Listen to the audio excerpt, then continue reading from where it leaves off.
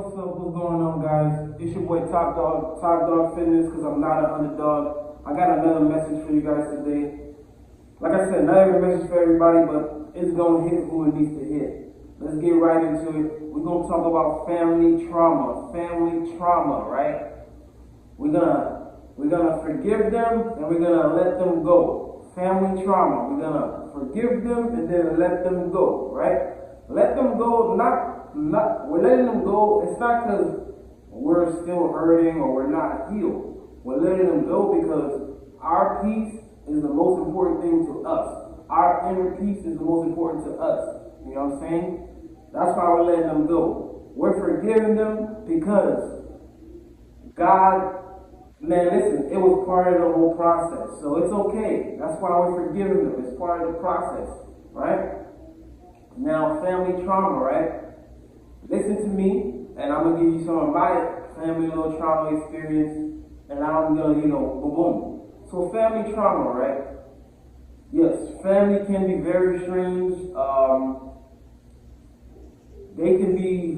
Family can be very traumatic, dramatic. They can leave you scarred. They can leave you harmed and never apologize and act like you're the one that's doing a lot of things. You're the one that's messing up the family. You're the one that's coming with the storm and tearing everything down. But that's not true. So boom, here's a little bit of my story. My dad had family restaurants growing up. There was a day I was supposed to go. I didn't go. Fast forward, there was an issue with me. He had a disagreement with me, and he was trying to discipline me. I'm Haitian. Haitian parents, they like to put the paws on you. They like to put the hands on you. I'm 17. My birthday is like a week away from being 18. My birthday is like a week away from being 18. He tries to put the paws on me, and anybody that's Haitian know, if you resist, catch the belt, if you do any type of movement while they're trying to hit you, they're going to say that, oh, you're trying to beat me, you beat me up, you're fighting me. So I resist, I pull back, I'm pulling back, because I don't want, I don't want, there's no point of me getting into it with my quote-unquote dad, right? I'm going to get to that part where I say quote-unquote. So boom, right? He grabs me up, we end up on the floor. His wife's talking about, oh, you beating up your dad. Mind you, he's holding me down on the ground, and I'm saying, let me go the whole time. If I'm lying, I'm dying, bro. I'm saying, let me go the whole time. Let me go, let me go. I'm not hitting him, I'm not doing nothing, bro. So boom. He lets me go, he goes inside. He's like, oh, you're not welcome here. You're not coming inside. You're not coming in the crib. So I'm 17, I'm still young. You know what I'm saying? So I'm like, maybe he's just tripping. Let me give him 10 minutes, 20 minutes, and I'm going to come back and try again. 15, 20 minutes, come back, I try again. He's dead serious. He's not letting me in the door. Listen to me. I understand family trauma. Listen to my story, and somebody probably going to relate, but you can learn something from my story. So I try again, another 20 minutes. He doesn't want to let me in. So I'm like, damn. I don't know. I call the cops. But I call the cops not to start an issue. I call the cops. I'm like, yo, I got school in the morning. I need to go to sleep. I don't know why my parents aren't letting me in. I just need to get inside. Can you come here and let them get me to go inside? So the cops came. They're like, all right, we're going to go talk to them. We're going to figure out what's going on. So boom. You know what I'm saying? We're going to go figure out what's going on. The cops go talk to them. They come back in 10 minutes. They tell me turn around, and I'm like, why? They're like, oh, you're under arrest for battery, all this stuff. Your dad said you strangulated him, you almost killed him, you almost did this, you almost did that. I was in so much shock and disbelief. I was in handcuffs. That was my first experience ever being in handcuffs. That was my first experience, being in the back of a cop car. That was my first experience. Had to go to JVC. That was my first experience. I had to go to a group home. That was my first experience. That was some of my very first experience of everything to life. You know what I'm saying? And don't take me tearing up as in like I'm not healed. It's just I'm sharing it. That was my first experience in life. So and it can be painful for your first experience being arrested and being in trouble and going to court. It comes from your family. So the shit was painful and boom. Fast forward.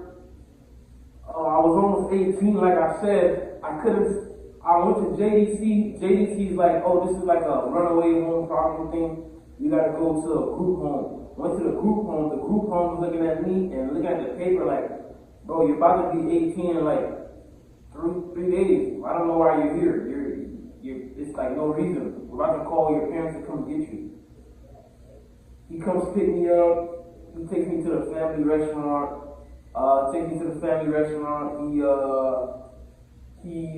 He sits me down in front. He gives me a lecture. Basically, you're not welcome back home when you need your stuff. Ask me. You can't just pull up there. You're not welcome. Like if I'm lying, I'm dying. You know what I'm saying? This is a real life story. You're not welcome. Boom boom. He gives me $2. $2, man. $2 to someone that's 17 that don't know nothing about life, and you're kicking them out on the street. He gave me $2. But I was so distraught, I couldn't even think. I couldn't even process my thoughts. And but my older brother, he's in college. He was in college. He had roommates. He was in college. He had roommates. And I hit him up. I was like, yo, Pops just kicked me out, stuff like that. In the beginning, a lot of people didn't believe me. A lot of people were in disbelief because I've had anger issues and I had very bad anger issues. So a lot of people don't believe me at first of everything I was saying. But he still helped me. My brother helped me. But it wasn't much he could do because he has roommates. So I was there for a short period of time. But within me being there a short period of time, I went to court. And my dad didn't show up to court. So they dropped the case. But then it was like, oh, if he doesn't let you back in the house, here's a list of like homeless shelters and stuff that can help you out, that help you. So I couldn't stay with my brother long. I used that list, and I ended up being at a place called Covenant House, Florida. It's called Covenant House, Florida in Orlando. I ended up being there. It was a good program. You have to get a job. You have to go to school. It was a good program, but I messed it up. It was a good program. I messed it up. So, like, family trauma, some of our family put us through so much things that we don't even understand why they put us through these things. So,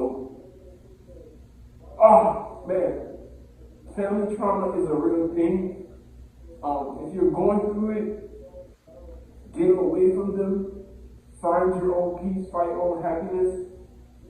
Love them from a distance, support them from a distance. If they need something, send them help from a distance. But family trauma is a real thing. So if you're going through it with family, just find your own peace.